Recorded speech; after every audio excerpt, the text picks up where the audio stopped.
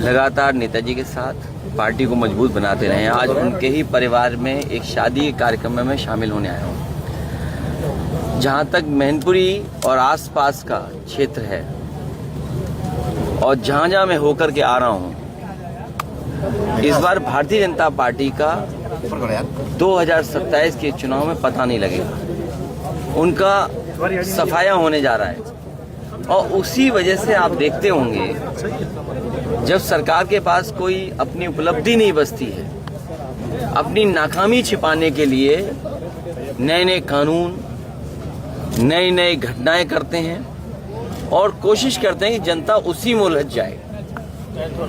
आज supreme court पे हमें भरोसा है कि वक्फ बिल पर जो भावना से, जिस जन भावना से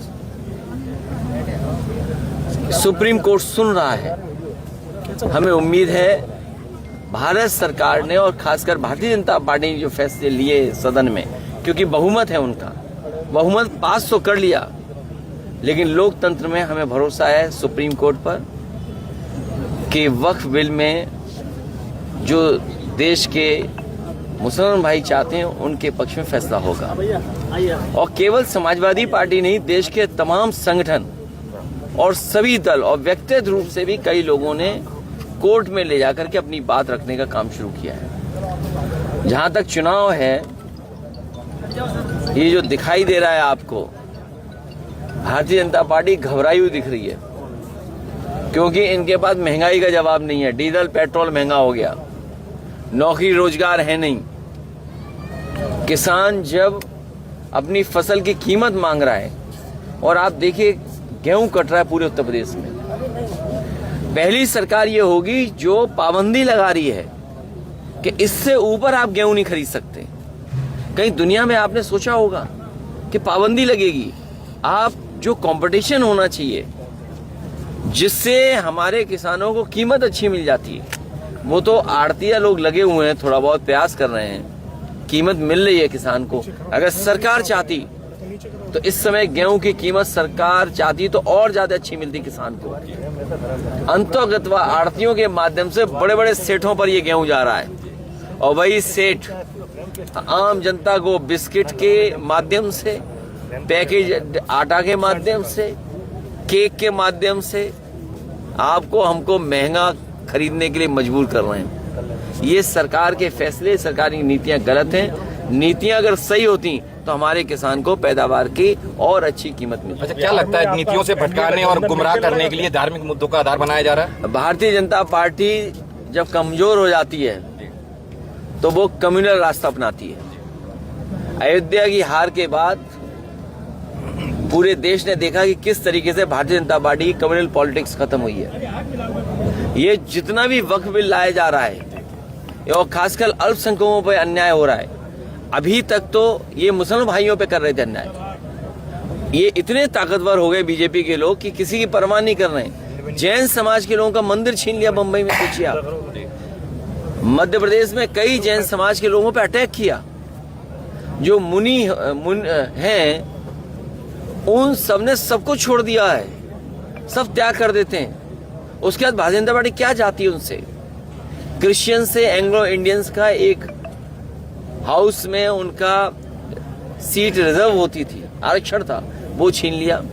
जीएसटी कानून ला करके व्यापार छीन लिया। नोटबंदी ला करके सबका रुपया छीन लिया। ये केवल छीनने का काम करते हैं और दुनिया में हमारा कोई डंका नहीं बज रहा, ना हम कहेंगे विश्वगुरु बन पा रहे हैं।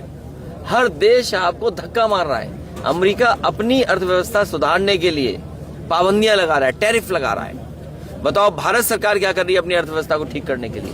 अपने किसानों की भलाई के लिए सरकार क्या कर रही है? अच्छा, बंगाल में जो हिंसा की बात आ रही है सामने, वहाँ पे लोग आंदोलन हो रहे हैं, उग्र हो रहे हैं, बीजेपी आरोप लगा रही है ममता बनर्जी पे, क्या लगता है? भारतीय जनता पार्टी किसी भी घटना से राजनीतिक लाभ लेना चाहती है।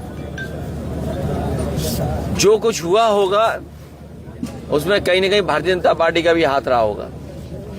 मैं अपने पड़ोस की कहानी बता सकता हूं, तालेग्राम की। सभी समाज, सभी समुदाय मिलकर के रहते थे, लेकिन भारतीय जनता पार्टी ने गरीब व्यक्ति को 10,000 रुपए देकर के और बीजेपी के नेता ने जानवर का मांस मंदिर में फेंकवाया। जब उस व्यक्ति ने मना किया कि हम नहीं फेंकेंगे तो बीजेपी का नेता खुद गया मास्क फेंकवाने के लिए, और उसका परिणाम यह हुआ कि दंगा हो गया, बड़े पैमाने पे नुकसान हुआ, दुकानें जल गई, तोड़ दी गई, आपस में सौहार्द खत्म हो गया। और फिर जब खुलासा हुआ तो 17 भारतीय जनता पार्टी के नेता जेल गए, NSA लगा उन पर। तो ये तो एक घटना उत्तर प्रदेश की मैं बता रहा हूं। आप मुख्यमंत्री जी की भाषा नहीं जानते?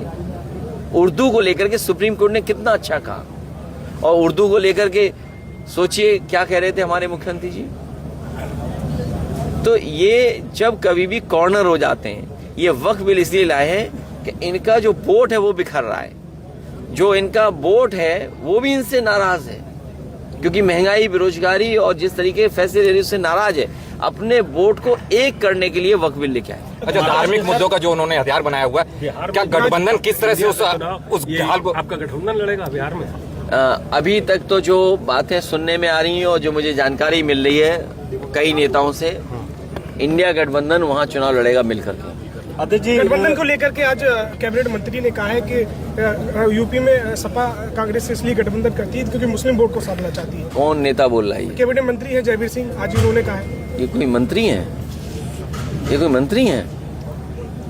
ये बताइए आप, एक मुगल म्यूजियम बना था आगरा में, मुगल म्यूजियम, इस सरकार ने उसका नाम कर दिया छत्रपति शिवाजी महाराज जी के नाम से। जब हम लोगों ने कहा कि दुनिया का सबसे बड़े आर्किटेक्ट से हम लोग बना रहे थे, मुख्यमंत्री जी ने धमकाया, तो वहां चक्कर काटने गए थे, मुगल म्यूजियम देखने गए थे।